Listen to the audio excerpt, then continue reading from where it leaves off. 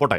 Shri A സമ്പത്ത് എനിക്ക് മനസ്സിലാവുന്നില്ല ഈ പറയുന്ന രീതിയിൽ ഇപ്പോൾ എസ്പെറോണജി കേസിന് സ്പൈ കേസിന് പാകിസ്ഥാനിലേക്ക് ചാരപ്രവൃത്തി നടത്തിയ ഒരു സ്ത്രീയുടെ ട്രാവൽ വിത്ത് ജോ എന്ന് പറയുന്ന യൂട്യൂബിൻ്റെ പേജ് ഇപ്പോഴും ഇൻടാക്റ്റായി അവിടെ കിടക്കുന്നുണ്ട്.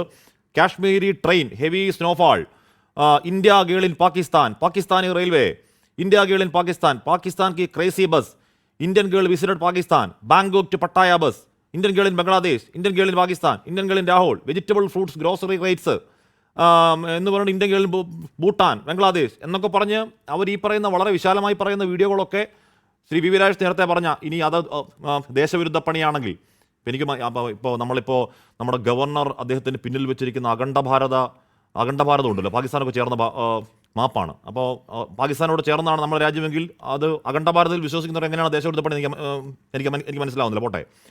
സമ്പത്ത്, എൻ്റെ ചോദ്യം അതല്ല. എൻ്റെ ചോദ്യം തുടക്കത്തിൽ പറഞ്ഞ എന്തിനാണ് മന്ത്രി മുഹമ്മദ് റിയാസ് വളരെ വ്യക്തമായി വളരെ ഭംഗിയായി നീതിയുക്തം പറയാൻ കഴിയുന്ന ഒരു വിഷയത്തിൽ നിന്ന് ഒഴിഞ്ഞു മാറുന്നത്? 2, പുതിയ കാലമാണ് ശ്രീ എ സമ്പത്ത്, സോഷ്യൽ മീഡിയയുടെ കാലമാണ്. അങ്ങയുടെ കാലം കഴിയുന്നുണ്ട്, എൻ്റെ കാലവും ഒരു പരിധിവരെ കഴിയുന്നു, ന്യൂജൻ പിള്ളേരുടെ കാലമാണ്. ആ കാലത്ത് പുതിയ വഴികൾ തേടണം, പുതിയ മേഖലകളാണ്. അപ്പോൾ പുതിയ മാർഗ്ഗങ്ങൾ മുൻകൂട്ടി കണ്ടുകൊണ്ട് വിശാലമായ ചർച്ചയ്ക്ക് തുടക്കം കുറിക്കണം. നമുക്കൊരു സോഷ്യൽ മീഡിയ പോളിസി ഉണ്ടാവണം. അതിനൊരു ആരെയൊക്കെ വിളിക്കാം എന്നൊരു എംപാനൽ ലിസ്റ്റിനെ ഉണ്ടാവണം. ആ അർത്ഥത്തിൽ ഈ സംഭവം നമുക്കൊരു പാഠമാണ്. ശ്രീ എ സമ്പത്ത്. ഹാഷ്മി, ഞാനൊന്ന് പറഞ്ഞോട്ടെ. ഇത് ഒരു സംസ്ഥാന സർക്കാർ, ഇപ്പോൾ മിക്കവാറും ഇന്ത്യയിലെ എല്ലാ സംസ്ഥാന സർക്കാരുകളും അത് അവരുടെ വിനോദസഞ്ചാര മേഖല എന്നുള്ളത്, തൊഴിൽ, വരുമാനം, ആ നാടിൻ്റെ പ്രശസ്തി, അങ്ങനെ ഇത് നമ്മൾ ലോകമെമ്പാടും എത്തിക്കുക എന്നുള്ളത്, പിന്നെ നമ്മൾ വരുന്ന അവരോട് നമ്മുടെ ഒരു ആതിഥ്യ മര്യാദ, അത് ഇപ്പോൾ ഇവിടെ കേരളത്തിൽ ഇങ്ങനെ ഇതിപ്പോൾ നമ്മുടെ ഈ ചർച്ച കാണുന്ന ചിലപ്പോൾ നമ്മുടെ പ്രേക്ഷകരായിട്ടുള്ളൊരു ചിലപ്പോൾ അവർ വിശ്വസിച്ചേക്കാം, അല്ല ഇതെന്താ ഇങ്ങനെ ഈ ചില 41 ആളുകളെ അവരെ ഇങ്ങനെ നേരിട്ട് ക്ഷണിച്ച് കൊണ്ടുവന്നതാണ് എന്ന്. ഈ കഴിഞ്ഞ 15 കൊല്ലക്കാലത്തിനിടയിൽ ഇങ്ങനെ 400 പേര് അങ്ങനെ എങ്ങനെയാണ് വന്നതെന്നുള്ളത് ഈ ചില ഏജൻസികളാണ് ഇത്തരം കാര്യങ്ങൾ ചെയ്യാറുള്ളത്. ഞാനത് ചില പേരുകൾ മാത്രം പറയാം.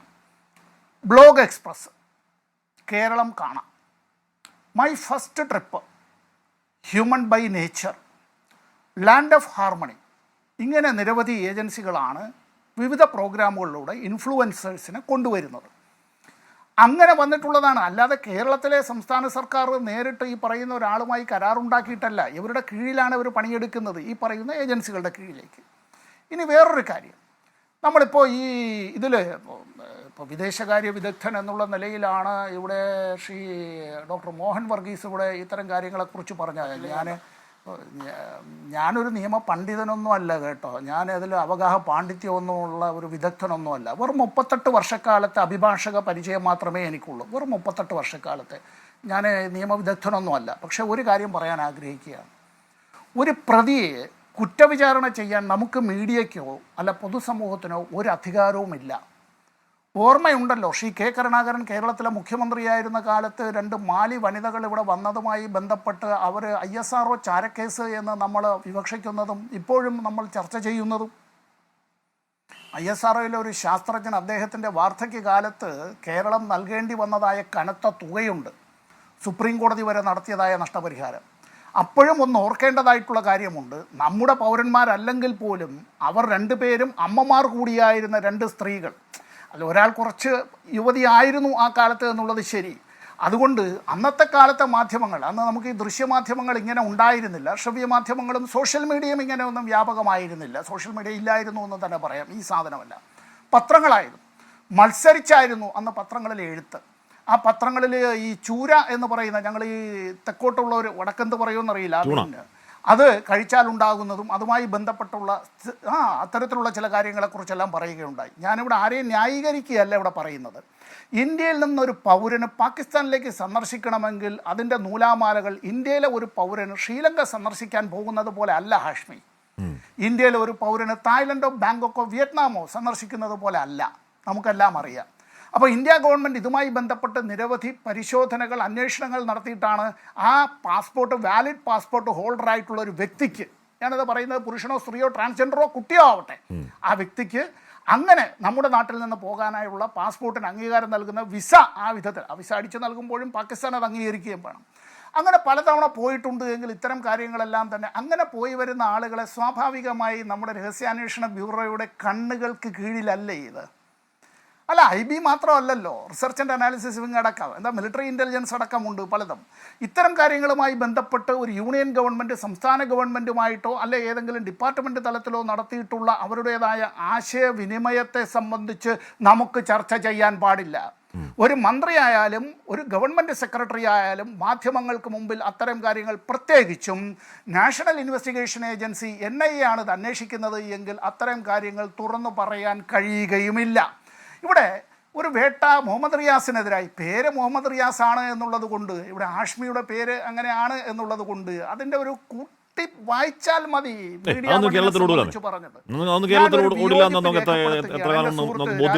വിയോജിപ്പ് രേഖപ്പെടുത്തുക. ഇത്തരമൊരു ചർച്ചയിൽ നമ്മളൊരു മാധ്യമത്തിലിരുന്ന് ചർച്ച ചെയ്യുമ്പോൾ മറ്റൊരു മാധ്യമത്തെ സംബന്ധിച്ച് അങ്ങനെ BJPക്കെതിരായി ആരെങ്കിലും പറഞ്ഞാൽ അത് കേന്ദ്ര ഗവൺമെൻറ്റിനെതിരായി, ഞാൻ കേന്ദ്ര ഗവൺമെൻറ്റിനൊന്നും പറയാറില്ല സാധാരണ, അവർ ഉപയോഗിച്ച പദമായതുകൊണ്ട് യൂണിയൻ ഗവൺമെൻറ്റിനെതിരായി പറയുന്നു എന്നുള്ളതും, അങ്ങനെ യൂണിയൻ ഗവൺമെൻറ്റിനെതിരായി വിമർശനം ഉന്നയിച്ചാൽ അത് രാഷ്ട്രത്തിനെതിരായ വിമർശനമാണ് എന്നുള്ള നിലയിലേക്കും, അങ്ങനെ ഏതെങ്കിലും വിധത്തിൽ പ്രചരണം നടത്തിയാൽ ആ പ്രചരണം നടത്തുന്നത് രാജ്യദ്രോഹ പ്രചരണമാണ് എന്നുള്ള നിലയിലേക്കും എല്ലാം കൊണ്ടെത്തിക്കുന്നത് അത് ഒരു നല്ല കാര്യമല്ല. രാഷ്ട്രീയവുമായി തങ്ങളുടെ വാദഗതികളുമായി യോജിക്കാത്ത ആളുകളെയെല്ലാം വല്ലാതെ ആക്രമിച്ച് കീഴ്പ്പെടുത്തിക്കളയാം.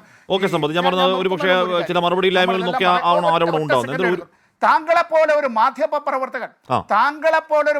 പ്രവർത്തകനാണ് പ്രബീർ പുർക്കായസ്ത. ഞാൻ SFI പ്രവർത്തകനായിരിക്കുമ്പോൾ അദ്ദേഹം അടിയന്തരാവസ്ഥക്കാലത്ത് ജയിലിൽ കിടന്നതിനേക്കാൾ കൂടുതൽ കാലം ഈ സ്വതന്ത്ര ഇന്ത്യയിൽ രാജേഷിൻ്റെ നേതാവിൻ്റെ കാലത്ത് ആ മാധ്യമ പ്രവർത്തകൻ ജയിലിൽ കിടക്കേണ്ടി വന്നു. അങ്ങനെ കിടക്കേണ്ടി വന്നത് രാജ്യവിരുദ്ധ പ്രവർത്തനത്തിനല്ല, രാജ്യവിരുദ്ധ പ്രചരണത്തിനുമല്ല, BJPയുടെ രാഷ്ട്രീയത്തിനെതിരായി നിലപാടെടുത്തു എന്നുള്ളത്. നമുക്ക് ഒരുപാട് വിശാലമായി പോകാൻ നമുക്ക് സമയമില്ലാത്തതുകൊണ്ട് ഞാൻ ഇടപെടുകയാണ്. ഞാൻ കുറച്ചുകൂടി വിശാലമായ ചർച്ച കൊണ്ടുപോകാൻ അർത്ഥത്തിലാണ് ചോദിച്ചു. എന്തായാലും മന്ത്രി PA മുഹമ്മദ് റിയാസിന് കുറച്ചുകൂടി ലെജിബിളായി അതിന് ഉത്തരം പറയാമായിരുന്നു എന്ന നിലപാടിൽ ഞാൻ ഉറച്ചു നിൽക്കുന്നു. 2, പുതിയ കാലമാണ്. എല്ലാ വകുപ്പുകളും ഇത്തരത്തിലുള്ള പുതിയ സങ്കേതങ്ങൾ ഉറപ്പായും തേടേണ്ട കാലമാണ്. ഓരോ വകുപ്പും ഇത്തരത്തിലുള്ള ജോലികൾ ഇപ്പോൾ വ്ളോഗർമാരെ ഉപയോഗിച്ചുകൊണ്ട് ഈ പറയുന്ന കേരളത്തിൻ്റെ മഹത്വം രാജ്യത്തേക്ക് എത്തിക്കാൻ ശ്രമങ്ങൾ നടത്തുന്നുണ്ട്. പക്ഷേ നമുക്കവിടെ ഒരു കോമൺ പോളിസി ഉണ്ടാവണം. PRDക്ക് ഒരു കോമൺ പോളിസി ഉണ്ടാവണം. കൃത്യമായി പുതിയ കാലത്ത് PRD എംപാനൽമെൻറ്റ് ഇത്തരത്തിലുള്ള ആൾക്കാരുടെ ഒരു ലിസ്റ്റ് നമുക്കുണ്ടാവണം. നമുക്കായിട്ടൊരു സോഷ്യൽ മീഡിയ നയം വേണമെന്നേ. ഇതൊരു പാഠമാണല്ലോ.